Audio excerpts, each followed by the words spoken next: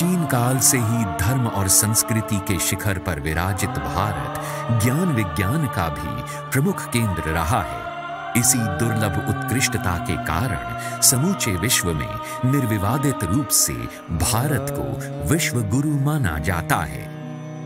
किंतु कालांतर में सोने की चिड़िया कहे जाने वाले भारत पर विधर्मियों और आक्रांताओं के निरंतर हमलों ने यहाँ के ज्ञान विज्ञान के केंद्रों को न केवल नष्ट किया, अपितु सनातन धर्म और संस्कृति की प्रतिष्ठा को धूमिल करने के भी प्रयास किए जाते रहे।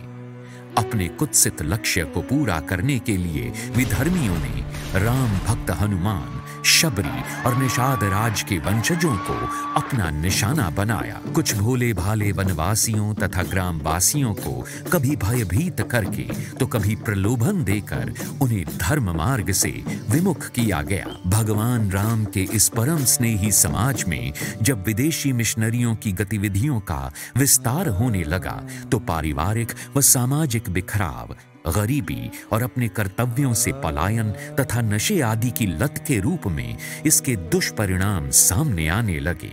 भारत की वनवासी और ग्रामीण संस्कृति की इस दारुण दशा से चिंतक व मनीषी माननीय श्री श्याम जी गुप्त अत्यंत आहत हो उठे।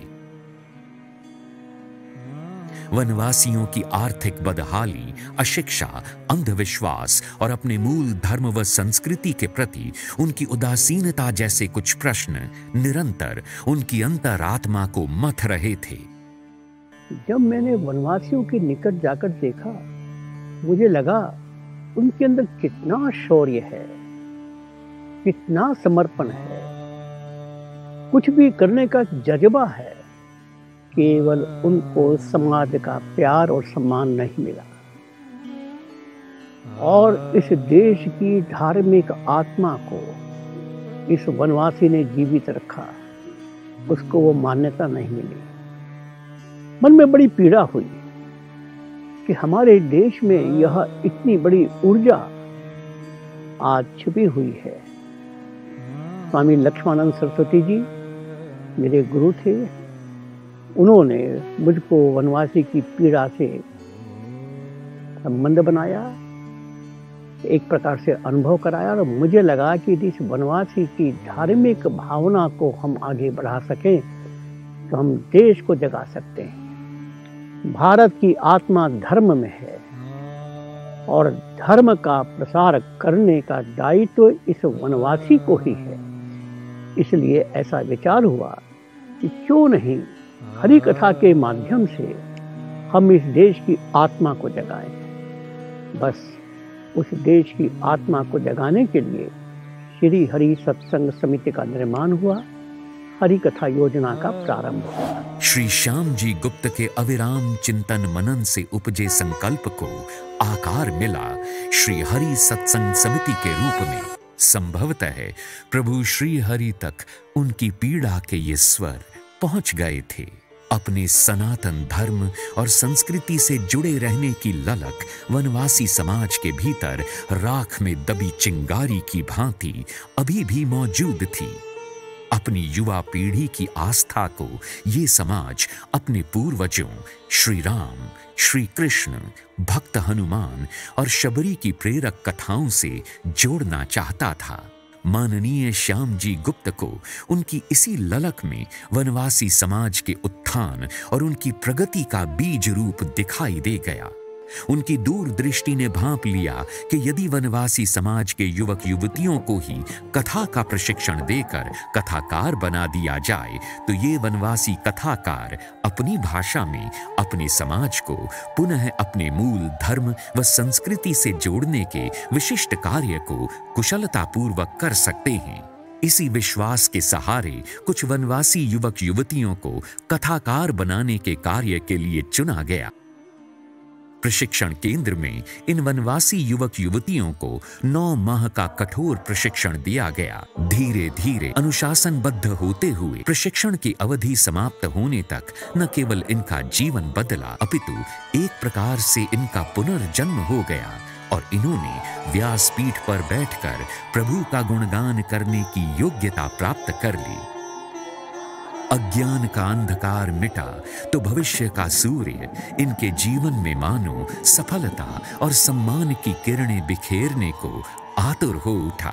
श्री हरि के ये कथाकार जब अपने गांवों में पहुंचे तो इनके इस नए रूप का अभूतपूर्व स्वागत हुआ।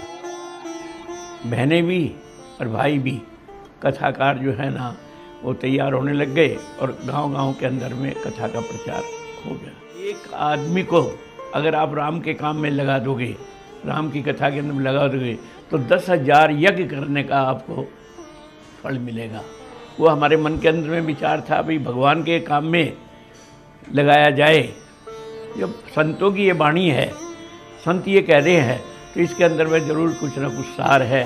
संकल्प के फलीभूत होने पर सुखद परिणाम स्वतः ही आकार लेने लगे और पूरे देश में श्री हरि सत्संग समिति का विस्तार होने लगा। मुंबई, दिल्ली और कोलकाता जैसे महानगरों के चैप्टरों के माध्यम से ग्रामीण और नगरीय समाज के मध्य आपसी प्रेम, स्नेह और मान सम्मान का एक अनुपम व अनूठा रिश्ता भी जुड़ गया। इन बच्चों ने वो चमत्कार कर दिया जिसकी कल्पना ना मैंने की थी ना किसी ने की थी।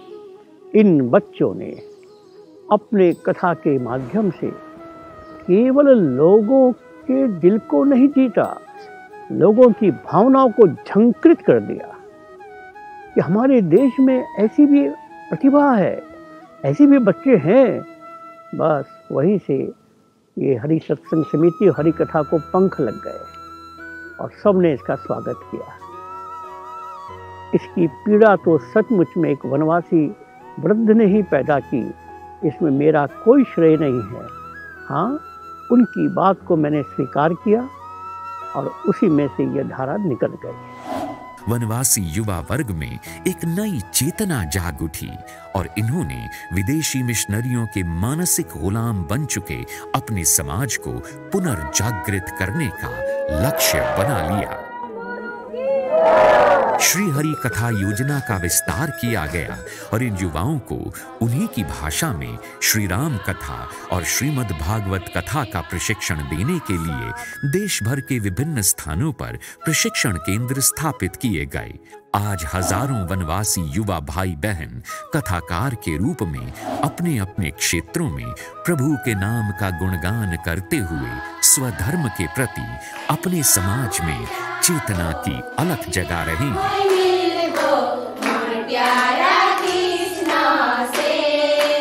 बड़े बड़े कथाकार महाराज लोग को मान सम्मान मिलता है, आज हमें भी उतना ही मान सम्मान मिलता है। ये सब कुछ देखकर अपने आप में इतना गर्व होता है और हम कभी कल्पना भी नहीं किए थे कि हमें कभी श्री राम जी का कथा कहने को मिलेगा और व्यासपीठ में बैठने का मौका मिलेगा।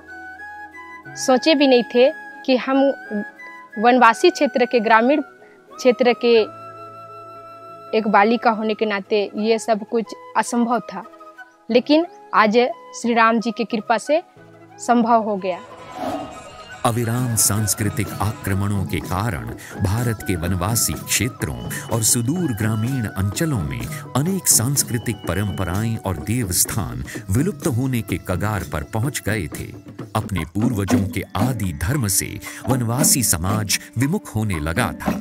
ऐसी विषम और विकट परिस्थितियों में श्री हरि कथा योजना के अंतर्गत श्री हरि के संकल्प को पूर्ण किया श्री हरि रथ मंदिर ने।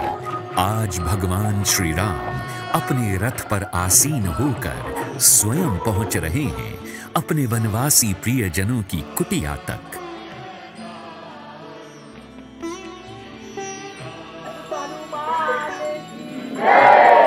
संकल्प अपनी प्रकृति में यद्यपि निराकार होते हैं, किंतु संकल्प यदि राष्ट्र प्रेमी, चिंतक व मनीषी माननीय श्याम जी गुप्त जैसे कर्मठ व्यक्ति ने लिया हो तो उसे साकार होना ही पड़ता है। हरि अनंत, हरि कथा अनंता।